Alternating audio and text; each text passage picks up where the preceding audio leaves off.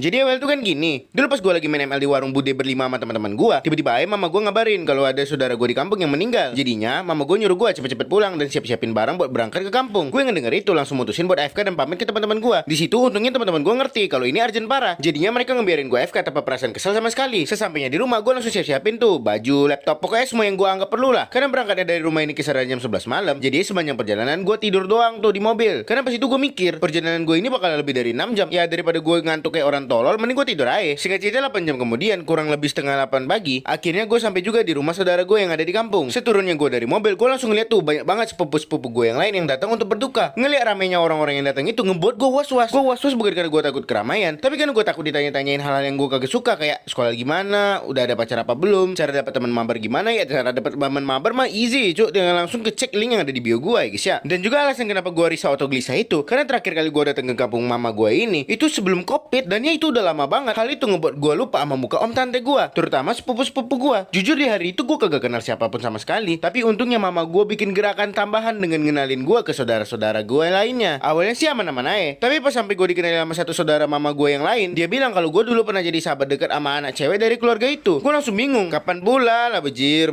Jelas-jelas gue orangnya tertutup. Di saat gue mikir gitu, tiba-tiba ada cewek sumuran gue datang ke sini dan langsung dikenalin tuh sama saudaranya mama gue. Dia bilang si cewek itu namanya Chelsea, dan dia ini orang yang dari tadi diceritain sama mama gue. Dia orang yang dibilang sahabat gue gitu. Reaksi gue pas itu kayak oh ya oh doang, karena ya gue harus ngapain anjir. Singkat cerita mak gue diajakin pergi gitu ke tempat lain sama saudaranya. Jadinya mak gue nyuruh gue buat berbaur sama saudara-saudara gue yang lain. Gue sih ngiyain doang, tapi kagak gue lakuin karena gue malas banget gitu berbaur sama mereka. Karena gue ini beda, gue kagak ada mirip-miripnya sama mereka. Mereka semua pada putih kan, sedangkan gue di sini hitam sendiri gara-gara turun dari kakek gue. Jadinya ya gue malas aja gitu ngumpul sama mereka. Jadinya gue mutusin tuh buat duduk di pojokan main ML sambil nyemil-nyemil risol yang udah ada disediain. Pas gue lagi asik-asiknya sendiri, tiba-tiba Chelsea datang ke gue dan dia ngomong ke gue, Ren, ingat nggak sama janji yang pernah kita buat? gue yang ngedengar itu langsung bingung. Janji-janji apaan tai? Orang kita juga baru ketemu. Tapi pas gue keinget kalau mama gue bilang kalau gue masih Chelsea ini sahabatan dari kecil, jadi gue jawab gini, janji ya? Kayaknya ada, tapi aku lupa. Emangnya apa? Terus dia bilang kalau gue sama dia pernah buat janji buat nikah bareng. Tapi pas itu gue bikin syarat kalau si Chelsea itu harus cantik dulu. Gue yang ngedenger itu kayak langsung anjing, beneran. Terus dia langsung gangguin kepalanya. Selesai itu dia langsung lanjut ngomong. Gimana? Sekarang aku udah cantik belum? Selesai dia ngomong gitu, gue langsung ngeliatin dia dari atas sampai bawah, dan nggak bisa dipungkiri dia emang cakep banget, bener-bener cakep sumpah. Emang curang banget sih genetiknya. Gue di situ sadar kalau pilihan ada di gue. Kalau gue jawab jujur, pasti gue bakalan berhubungan sama nih orang. Sedangkan kalau gue jawab bohong, udah pasti kehidupan oleh gue kagak keganggu. Jadi gue mutusin buat ngejawab cakep sih Cel. Dia ngedenger itu langsung senyum-senyum dan nggak pakai bacot, langsung duduk di samping gue. Dan dia ngomong gini nih. Aku ngomongin ke mami langsung ya, nanti mami bisa ngehand. Sebelum dia kelar ngomong, gue langsung refleks ngetutup mulut dia. Karena gue tahu dia pasti langsung pengen nikah. Sedangkan gue kagak, boro-boro nikah. Gue aja kagak tahu apa-apa tentang dia. Mungkin kita emang sempat dekat, tapi ya zaman-zaman kapan itu? Jadi sebelum dia selesaiin kata-katanya,